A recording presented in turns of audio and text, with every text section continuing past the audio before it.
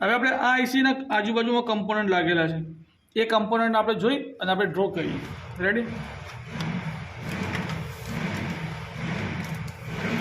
તો સૌથી પહેલાં તો આઈસીનો 1 નંબર લેગ્સ ને 8 નંબર લેગ્સ આપણે કન્ફર્મ કરશું.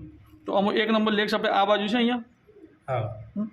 1 2 3 4 5 6 7 8 8 નંબર આપણે શું થાય પેજ? 8 number VCC. તો 8 નંબર વીસીસી અને 4 નંબર ગ્રાઉન્ડ આપણે પહેલાં કન્ફર્મ કરશું કે છે કે નહીં. તો આપણે મલ્ટીમીટર લઈ લઈએ. મલ્ટીમીટર હંમેશા આપણે બીજી ડાયોડ રેન્જ હતો બી બ્રાન્ચ પર કરી દઉં. બરાબર? હવે આપણે પીસીબીમાં અહીંયા ગ્રાઉન્ડ છે,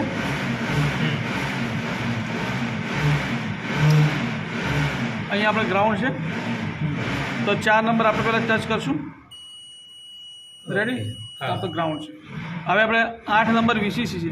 વીસીસી 15 વોલ્ટ લખેલું છે, તો 15 આ એસએમપીએસ ટ્રાન્સફોર્મર છે, એમાંથી આ જે ડાયોડ છે ને, આ ડાયોડમાંથી વોલ્ટેજ નીકળતા છે, તો એ તમારા 15 વોલ્ટ છે. બરાબર? તો અહીંયાથી આપણે 15 વોલ્ટ આવે છે. બરાબર?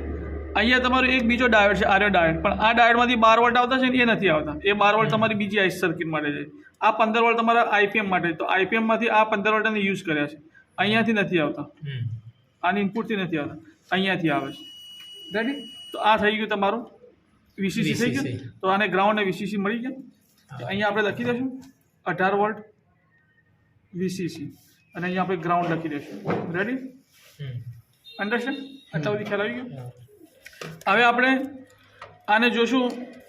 આ તમારો જે વ્હાઇટ કલરનો જે રજિસ્ટર છે ને, એ તમારો કરંટ જે મેજર કરશે ને આઈપીએમનો લોડ, એના માટે મિલી ઓહ્મમાં રજિસ્ટર છે. તો આપણે રજિસ્ટર અહીંયા આ બંને આવે ને ક્રોસમાં, ત્યાં આપણે ડ્રો કરશું. અહીંયા ડ્રો કરશું તો આપણને આગળ બધું કામ કરતા ઇઝી રહે. આ રજિસ્ટર થઈ ગયો તમારો, આર્યો રજિસ્ટર. રેડી? હવે આમાં કઈ બાજુ ગ્રાઉન્ડ છે ને કઈ બાજુ શું કહેવાય પેલું કમ્પ્રેસર લાગશે, આ તમારો આઈપીએમ લાગશે, એ આપણે નક્કી કરીએ. તો અહીંયા આ તમને દેખાય છે ટ્રેક? આ ટ્રેક દેખાય છે, મતલબ કે આરો ટ્રેક તમારો શું જાય છે? ગ્રાઉન્ડમાં જાય છે. કેપેસિટર આરો તમારો કેપેસિટર ગ્રાઉન્ડમાં જાય છે, અને આ તમારો જાય છે એ તમારો આઈપીએમમાં જાય છે. અહીંયા જે આઈપીએમનો ગ્રાઉન્ડ હશે ને ત્યાં જાય છે. બરાબર? તો આપણે આ પીસીબીને એમને એમ જ રાખીએ. અહીંયા કરી દઈએ આપણો ગ્રાઉન્ડ કરી દઈએ. અહીંયા આપણે કરી દઈએ આઈપીએમ, અથવા તો આપણે લોડ લખી દઈએ. બરાબર? હવે આપણે 1 નંબર પિન જોઈએ કે 1 નંબર પિન ક્યાં છે. 1 નંબર પિન હંમેશા આઉટપુટ હશે, તો અહીંયા આપણું આઉટપુટ લખી દઈશું. આપણે અહીંયા આઉટપુટ પિન. હવે 1 નંબરથી 2 નંબરમાં એક રજિસ્ટર મારેલો છે. અરે રજિસ્ટર 1 નંબરમાંથી 2 નંબર રજિસ્ટર છે વચ્ચે, તો આપણે 2 નંબરની પિન આ માઇનસ થઈ ગઈ, તો અહીંયાથી આપણે એક રજિસ્ટર ડ્રો કરી દઈશું. ખ્યાલ આવ્યો કે નહીં? હા. એ રજિસ્ટર શું લખેલો છે? R331. તો આપણે R331 લખી દઈશું. એ ક્લિયર? હવે ત્યાંથી 2 નંબર છે ને, 2 નંબર અહીંયા એક બીજો રજિસ્ટર જાય છે. એ 2 નંબર ક્યાં જાય છે? આ તમારો જે છે ને આઈપીએમ, અહીંયા જાય છે. અહીંયાથી એક રજિસ્ટર આપણે ડ્રો કરી દઈશું. રેડી? એનો નંબર કયો છે? R329. તો અહીંયા આપણે લખી દઈશું R329. ક્લિયર? 2 રજિસ્ટરનું કામ પતી ગયું. હવે આપણે 3 રજિસ્ટર વધ્યા છે. હવે 3 રજિસ્ટરમાંથી આપણે 3 નંબરની આઈસી, આ 3 નંબરનો ડોટ બાકી રહ્યો. 3 નંબર, તો 3 નંબર તો અહીંયા જશે. અહીંયા જતાં પહેલાં એ કોઈ બી રજિસ્ટરમાં જશે. રજિસ્ટરમાં થઈ એનો બીજો છેડો ત્યાં જશે, પછી અહીંયા. તો હવે એક રજિસ્ટર અહીંયા ડ્રો કરી દઈશું આપણે. એનો નંબર કયો આપશું? R328. R328. રેડી? હવે એમાંથી જ આપણે એક બીજો રજિસ્ટર જોઈશું.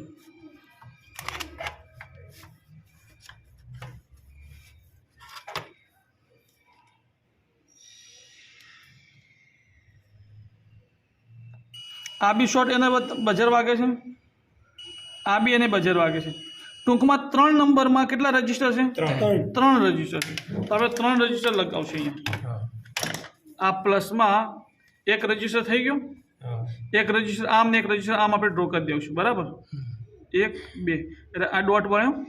તો અહીંયા કેટલા રજિસ્ટર થયા? 1 2 અને 3 થયા. અહીંયાથી આપણે ડ્રો કરી દઈશું. હવે આ રજિસ્ટર ક્યાં છે આપણે નક્કી કરીએ. હવે બરાબર? હવે આ બાજુ તો થઈ ગયા 3.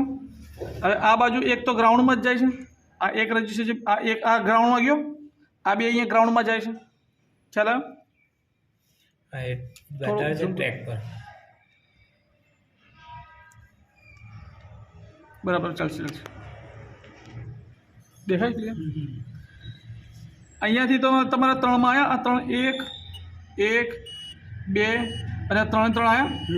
અને આ જે હતો આ પહેલો 328 નંબર એ તમારો અહીંયા ગ્રાઉન્ડમાં જતો હતો. અહીંયાથી મેં જોયું ગ્રાઉન્ડમાં જતો હતો.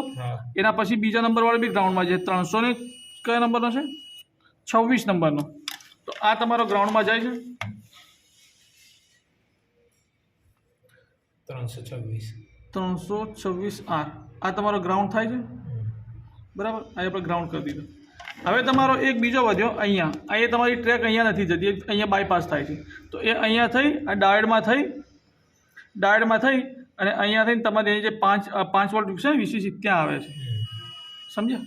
ત્યાં ડાયરેક્ટ બીપ વાગે છે. અહીંયા ડાયરેક્ટ બીપ વાગે એટલે વીસીસી આવે છે. રેડી? હા બરાબર. તો આ જે 3rd નંબરનો જે રજિસ્ટર છે એ તમારે પુલઅપ રજિસ્ટર થાય છે અહીંયા. અને જે એના સેકન્ડ લાસ્ટ હતો એ તમારો પુલ ડાઉન રજિસ્ટર થતો. તો જે પુલઅપ થાય છે એનો નંબર છે 327. તો આર 327 આ તમારો 5 વોલ્ટ થાય છે વીસીસી. બરાબર, 5 વોલ્ટ વીસીસી. હવે 1 2 3 4 5 રજિસ્ટર ડ્રો કરી દીધા. આજે આપણું કામ ડ્રો કરવાનું જે હતું એ પૂરું થઈ ગયું.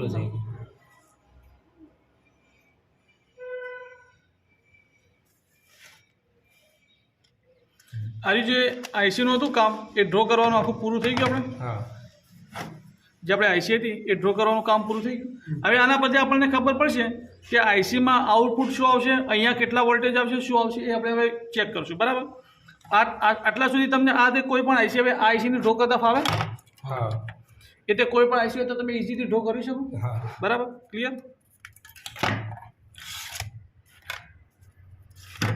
હવે આપણે શું કરશું? અહીંયા આરી આપણી આઈસી હતી, આ રીતે આઈસી હતી 293 આઈસી હતી. કઈ?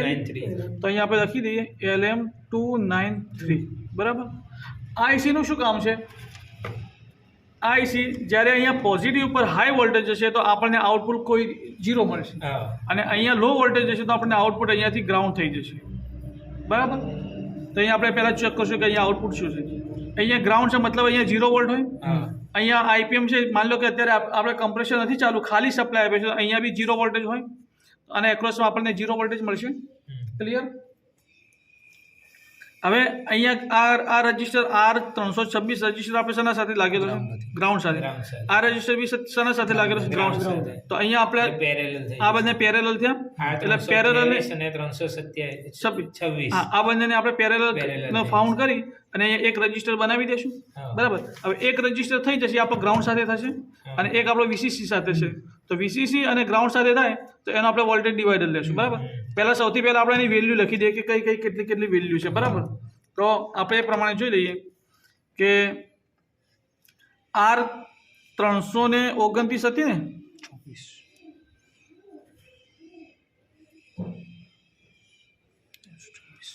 R331 ની વેલ્યુ કેટલી છે?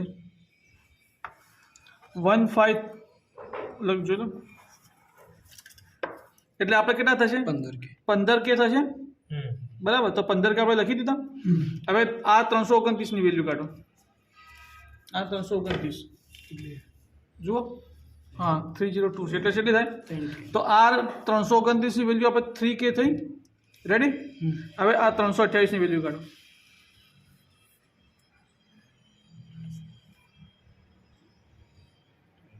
328 203 હશે. 204 છે. 204 છે ને? તો 204 ની કેટલી વેલ્યુ થાય? 220. હા, 200K. તો ચલો 200K. 326 ની કાઢો. 203 છે. 203 એટલે 20K. ચલો અહીંયા 20K. અને 327 ની કાઢો. 204 એટલે 200K. અહીંયા 200K. રેડી? આપણા રજિસ્ટર જે 1 2 3 4 5 રજિસ્ટર હતી એને આપણે જ્યાં પોઝિશન પર લખેલો હતો એ પોઝિશનનો નંબર અને કેટલા વેલ્યુનો છે વેલ્યુ આપણે અહીંયા લખી દીધું. બરાબર. હવે આપણે આ રજિસ્ટરને ડિવાઈડર કરવું છે. બરાબર. તો આપણે શું કરશું, આ તમને જે એક એપ્લિકેશન આપેલી છે એમાં આપણે જશું, બરાબર. તો અહીંયા રજિસ્ટર ડિવાઈડર નીકાળવો હોય તો આપણે વોલ્ટેજ પેલા એ Sorry, કરવું પડશે ને એમાં આપણે પેરેલલ હા. કન્વર્ઝન. આ બંને રજિસ્ટર પેરેલલમાં છે તો આપણે રજિસ્ટરની એક કરશું તો સિરીઝ પેરેલમાં જશું. અહીંયા કેટલો છે, અહીંયા આ ડોટથી આ ડોટ ગ્રાઉન્ડ છે, આ ડોટથી આ ડોટ ગ્રાઉન્ડ છે. તો અહીંયા 200 કે અને 20 કે, તો અહીંયા 200 કે લખશું, અહીંયા 20 કે લખશું. એટલે આપણો રજિસ્ટર કેટલો આવશે 18.182 કિલો ઓહ્મ. તો અહીંયા આપણે એક રજિસ્ટર કેટલો થઈ ગયો 18.182 કિલો થઈ ગયો. અરે આપણે એક રજિસ્ટર થઈ ગયો. આ બંને રજિસ્ટરને એક કર્યો, બરાબર. આ ગ્રાઉન્ડ સાથે છે. હવે અહીંયા આપણે વીસીસી સાથે છે, અરે આ 5 વોલ્ટ વીસીસી સાથે છે. આ કેટલાનો છે 200 કેનો છે. હવે અહીંયા મારે વોલ્ટેજ જોઈએ છે. મને અહીંયા તો 5 વોલ્ટ મેં આપી દીધા. જ્યારે સર્કિટને હું ચાલુ કરીશ એટલે મને અહીંયા 5 વોલ્ટ મળશે, અહીંયા મને ગ્રાઉન્ડ મળશે. એટલે મારે અહીંયા ગ્રાઉન્ડના અહીંયા મારે વોલ્ટેજ ચેક કરવા હોય તો અહીંયા કેટલા વોલ્ટેજ આવે છે, આને રેફરન્સ વોલ્ટેજ કહીશું આપણે. રેફરન્સ વોલ્ટેજ કેટલા આવે છે એ મારે ચેક કરવા હોય તો હું શું કરીશ, આ બંનેનું શું કરીશ, વોલ્ટેજ ડિવાઈડર કરીશ. તો અહીંયા વોલ્ટેજ ડિવાઈડરમાં જઈશ, વોલ્ટેજ ડિવાઈડરમાં જઈ અને અહીંયા ઉપર કેટલા વોલ્ટેજ છે 5 વોલ્ટેજ છે તો 5 વોલ્ટેજ ફિક્સ કરીશ. રેડી. અહીંયા કેટલા છે 200 કે છે તો અહીંયા 200 કે લખીશ. અહીંયા કેટલા છે 18.182 કિલો ઓહ્મ છે તો 18.182 કિલો લખીશ. પછી મારે અહીંયા વેઆઉટ કેટલા મળશે 416.67. તો મને રેફરન્સ વોલ્ટેજ કેટલા મળશે 416.67 અને આ કેટલા મળશે મિલી વોલ્ટ, બરાબર. રેડી. તો અહીંયા મને કેટલા વોલ્ટેજ મળશે 416.67 મિલી વોલ્ટ, બરાબર. આ મને અહીંયા વોલ્ટેજ મળશે. અહીંયા મને વોલ્ટેજ મળી ગયા. તો આમાં એક નિયમ છે કે અહીંયા ગ્રાઉન્ડ સાથે ને તો અહીંયા બી એટલા જ વોલ્ટેજ મળે, બરાબર. સેમ વોલ્ટેજ મળે. અહીંયા લોડ ના આપેલો હોય ને, અહીંયા લોડ ના આપેલો હોય તો અહીંયા એટલા જ વોલ્ટેજ મળે. તો અહીંયા બી આપણે એટલા જ એઝ્યુમ કરી દેવું. હવે આપણે આઉટપુટમાં કેટલું આવશે એનું એક ઇક્વેશન છે. ઇક્વેશન કરતાં હું તમને એક ઇઝી વે બતાવી દઉં, બરાબર. તો અહીંયા આપણે કહેશું વી આઉટપુટ કહેશું અહીંયા. તો અહીંયા લખશું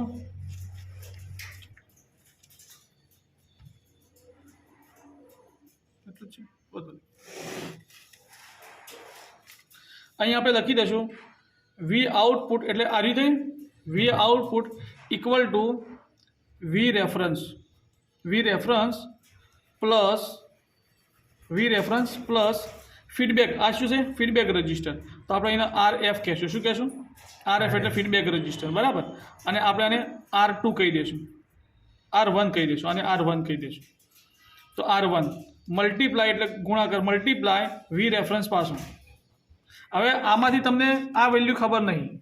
આ વી રેફરન્સ અહીંયાથી મળી ગયો, ફીડબેક રજિસ્ટર અહીંયાથી છે આપણી પાસે, આ રજિસ્ટર અહીંયાથી છે અને આ બી વેલ્યુ આપણને અહીંયાથી મળી ગઈ. એટલે અહીંયા આપણે કિંમત મૂકી દઈશું. વી રેફરન્સ એટલે 416.67 પ્લસ વી રેફરન્સ કેટલો છે 15, વી R1 કેટલો છે 3 મલ્ટીપ્લાય 416.67. રેડી. એટલે આપણે જે જવાબ આવે જોઈએ, શું જવાબ આવે છે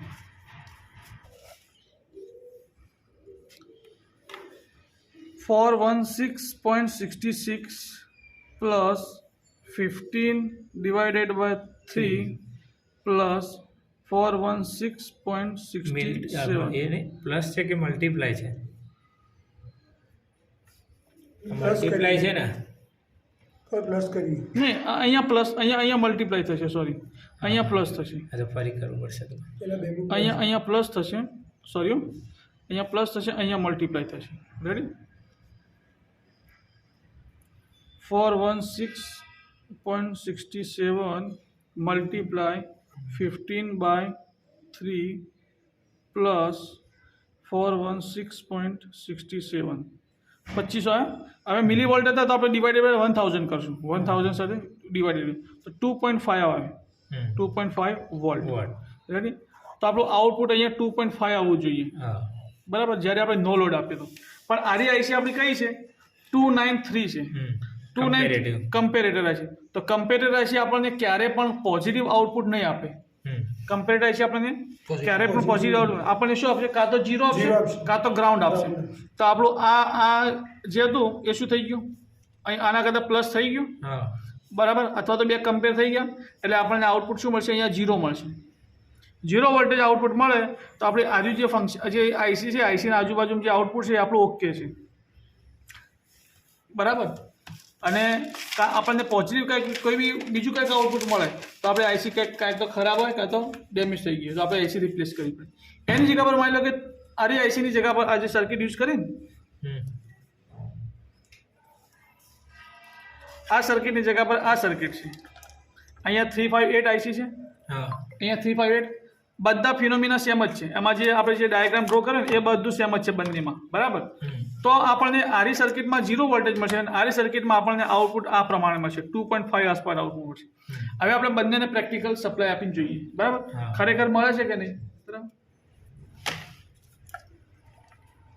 હવે આપણે સૌથી પહેલાં શું કરશું, આરી આઈસી લઈ લઈએ, આ નાની સર્કિટ લઈ લઈએ, બરાબર. તો નાની સર્કિટને હવે મારે એને આખી ચાલુ નથી કરવી, એટલે આપણે પેલું ડીસી હા. હવે શું કરશું, મારે સર્કિટને ચેક કરું છું કે આરે પોર્શન સહી છે કે નહીં. આઈપીએમ લગાવવા માટે મારે ચેક કરવું છે. આમાં શું થાય, અમુક વાર આમાં જે પ્રોબ્લેમ આવશે ને આના આઉટપુટના રિલેટેડ એ તમારે અહીંયા આઈપીએમમાં જાય છે. તો આઈપીએમના રિલેટેડ જે બી પ્રોબ્લેમ આવશે ને આના લીધે આવશે.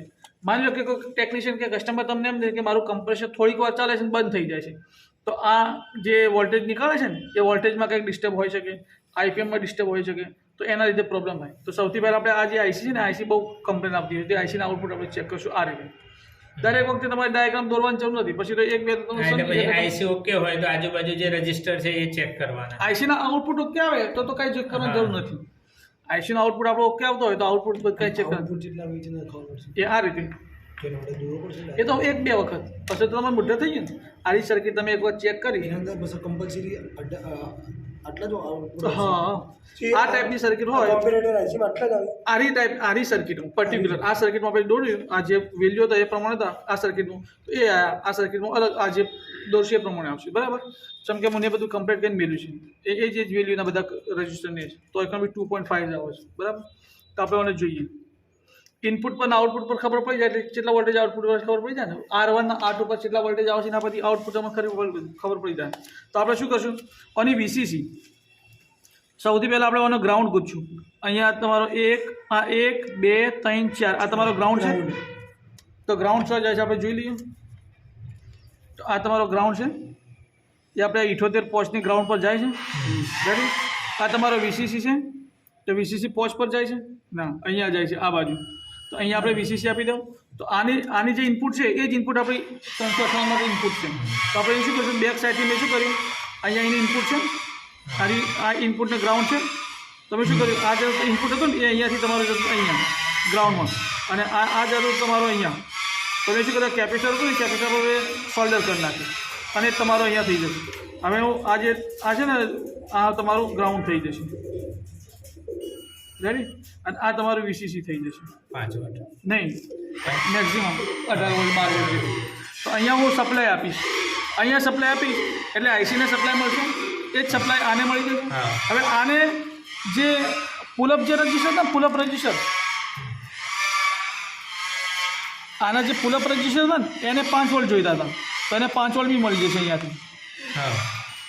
આને અહીંયાથી 5 વોલ્ટ બી મળી જશે અને આને જ ઇનપુટ આપ્યું છે તો આને પુલઅપ બી મળી જશે એટલે આઉટપુટ પણ ચાલુ થઈ જશે. હા બરાબર. તો હવે એને સપ્લાય આપી દઈએ.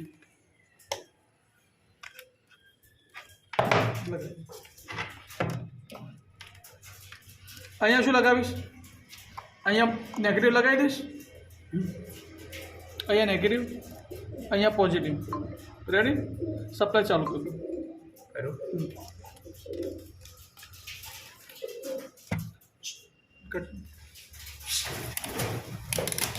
મલ્ટીમીટરને 20 વોલ્ટેજ પર આપણે સેટ કરી દઈએ, બરાબર.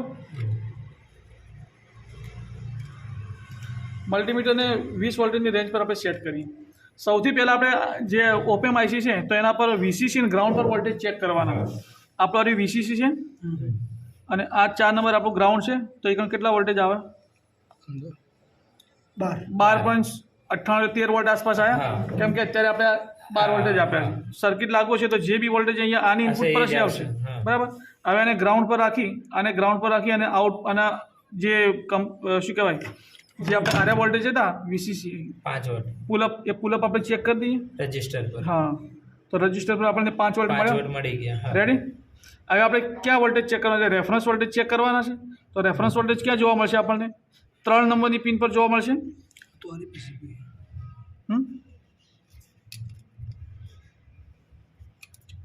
એ જ પીસીબી છે ને?